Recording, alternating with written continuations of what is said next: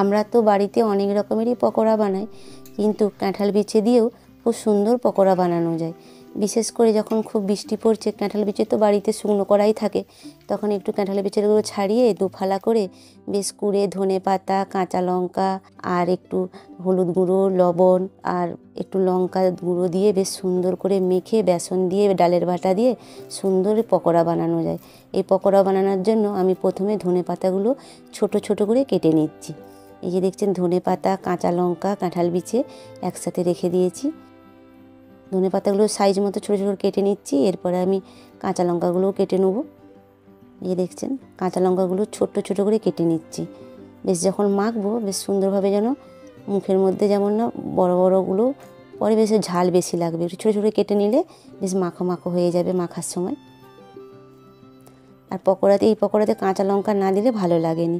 এরপর আমি কাঁঠাল বিচেগুলো দুফালা করে রেখেছিলাম, সেগুলো কুড়ুনি দিয়ে একটু ভালো করে কুড়িয়ে নিচ্ছি। বেশ আলু যেমন কুড়া হয় সেরকমভাবে কুড়া হয়ে যাচ্ছে, দেখছেন। কাঁঠাল বিচিগুলো তো আমরা অনেক সময় ফেলে দিই বা ওই পড়েই থাকে, কিন্তু যত্ন করে একটু এরকমভাবে পকোড়া বানালে ভারী সুন্দর লাগে। কেউ বাড়িতে এলে তখন একটু চায়ের সাথে পকোড়া বানিয়ে দিলেন, বেশ সুন্দর খেতেও লাগবে আর অতিথি আপ্যায়নও ভালো হয়। এর সাথে আমি একটু ডালের বাটা দেবো। ছোলার ডাল দিচ্ছি, একটু খেসারির ডাল আর একটু মুগ ডাল, 3টে ডাল একসঙ্গে মিশিয়ে ভিজিয়ে দিয়েছিলাম। সেই ডালগুলো একটু বেটে নিচ্ছি শিলনোড়াতে। পকোড়াতে একটু বেসনের থেকে একটু ডাল বাটা বেশি দিলে ভালো লাগে, বেসনও একটু দিতে হয়, কিন্তু ডাল বাটাটার বড়া খুব সুন্দর লাগে, তো খুব সুন্দর স্বাদ হয়। ওই জন্য আমি 3 রকমের ডাল ভিজিয়ে দিয়েছি। একটু ভালো করে বেটে নিচ্ছি।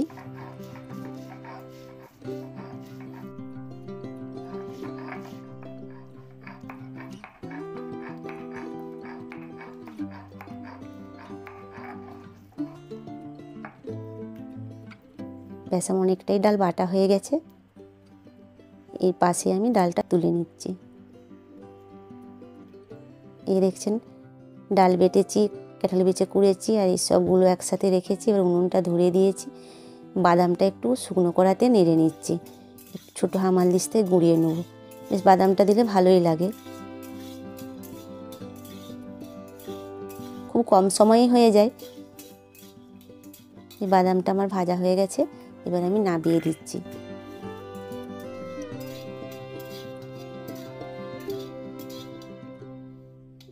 ব্যাস বাদাম ভাজা হয়ে গিয়েছে। এবার আমি এই পকোড়ার যে করব তার মধ্যে আমি হলুদ গুঁড়ো, লবণ আর একটু কাশ্মীরি লঙ্কা গুঁড়ো দিয়ে দিলাম। বাদামগুলো একটু হামাল দিস্তাতে গুঁড়িয়ে নিচ্ছি।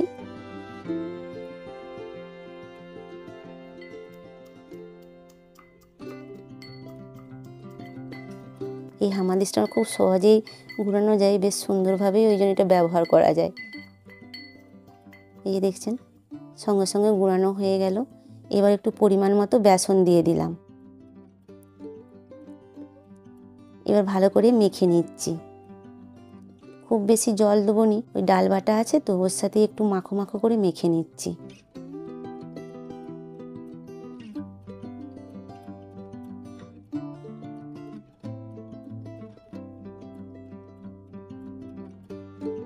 অল্প পরিমাণে একটু জল দিচ্ছি।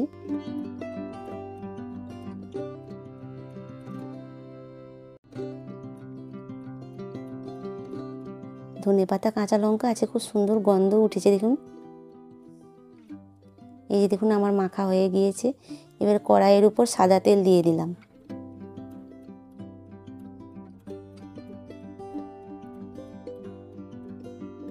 এবার আমি বড়ার আকারে তেলের উপরে অল্প অল্প করে দিয়ে দিচ্ছি। বেশ সুন্দর লাল লাল ভাবে হবে। অল্প করে দিচ্ছি কারণ ভালোভাবে যাতে উল্টানো যায়, একটার পর একটা না জড়িয়ে যায়।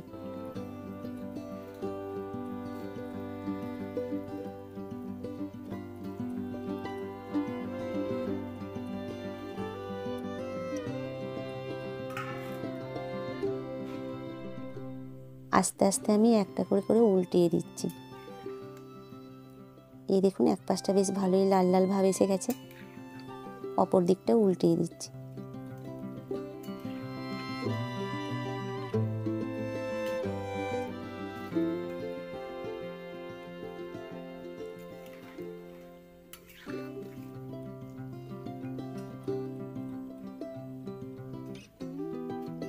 কাঁঠাল যেমন অনেকে খেতে ভালোবাসেন, এইভাবে বিচেটাও আপনারা যদি এইভাবে পকোড়া বানিয়ে খান, এটাও দুর্দান্ত খেতে হয়।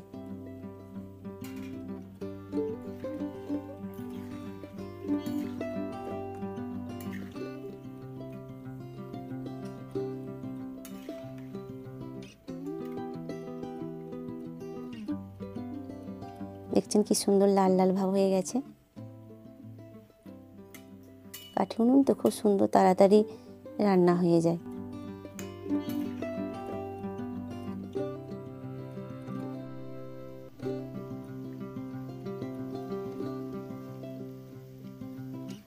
এই দেখছেন বেশ সুন্দর লাল লাল ভাব হয়ে গেছে। এটা কুড়েই নিতে হয় কাঁঠাল বিচে, সেদ্ধ করে নিলে অতটা সুস্বাদু হয়নি। এই দেখছেন বেশ সুন্দর লাল লাল ভাব হয়ে গিয়েছে। এবার আমি কড়াই থেকে তুলে নেব।